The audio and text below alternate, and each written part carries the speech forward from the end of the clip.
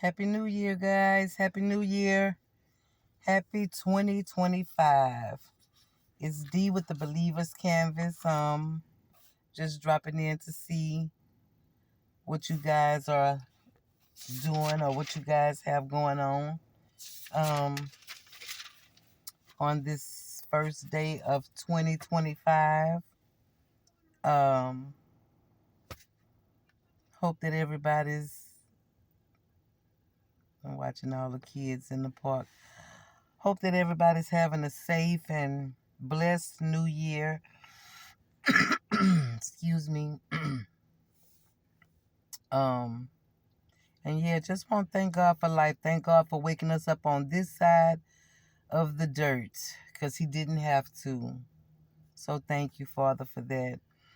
And I really came to speak to my state, my sister city, which is Louisiana. I was born in Baton Rouge, but um which is an hour away from New Orleans. And um today is when they had this massacre on Bourbon Street. So I just kind of wanted to speak to that. And I want to say to the people involved in the New Orleans massacre, it was 10 people. I consider that a massacre. If it's one person, I'm going to consider it a massacre, because one person, unalived, it affect thousands. So to the people involved in the New Orleans massacre, this first day of 2025, I am deeply saddened for the loss of life that has senselessly and selfishly taken the lives of your loved ones, your friends, your family members. My prayers are continually with you. For the deceased, I am sorry. My heart literally breaks. Um, I have I have people that I know in New Orleans. I have messaged those people and reached out to them. A few of them I have not heard back from at this time, so I'm hoping and praying that them and their families were safe. A few people who I know that annually go to New Orleans to ring in the new year, I did end up seeing them on social media, so I know that they are alive and well, and I thank God for that. But um, and to the residents and the tourists, like, I understand that a lot of money has been spent to tour New Orleans, because a lot of people do go to New Orleans to ring in the new year, but they also having the Sugar Bowl, which was supposed to be today, but it has been postponed until tomorrow or until further notice. And I just know that this is going to be an active day. It's millions of people, millions of tourists who came to do whatever they came down there for, and then this has transpired. So it kind of put people on lockdown.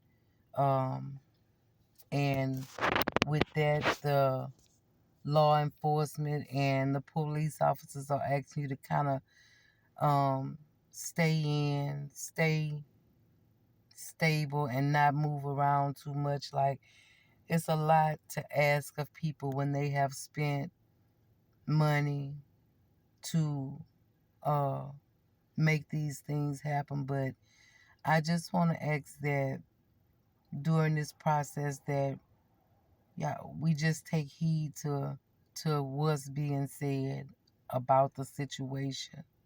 Um, take heed to the news. Take heed to what they're saying. Take heed to questions that you may have that are not being answered.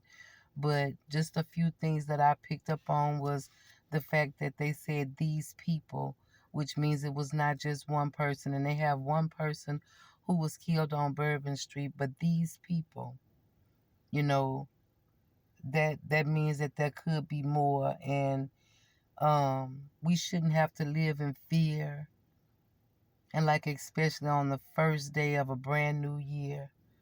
But I just want to encourage anybody in New Orleans, in that area, to kind of take heed to what they saying. And even if you want to get out and move around today, like just keep your family close. Keep your family close where, you know, in eyesight where you can see what's going on with them. I also heard them talk about explosives being planted in different areas, which means we don't know, you know, where this dude and those people had been prior to him uh, running his truck into the innocent people on Bourbon Street. So, with that being said, I know a lot of people don't like to watch the news, but just today, like just I want to encourage you, just turn on the news, stay current and relevant about the things that's going on around you, so that you'll know. Um, we don't just I cannot fathom the thought of, you know, people maneuvering out and about and something else transpired tragically. So just watch the news and be mindful of your surroundings, like stay on alert. Um, and at the end of the day, trust God that He gonna strengthen us through our difficulties, and He gonna bring us through this like He always bring us through everything that we go through. And I also want to say RIP to Mr. Reggie Hunter. He was one of the victims that got senselessly killed. And I heard on the news his cousin Sherelle Jackson, she was speaking about her cousin. She said he was a father of two. She called her cousin a little bitty guy with a big, big heart. And she just spoke about how he didn't deserve that and how it's impacting her family on different levels. He got kids.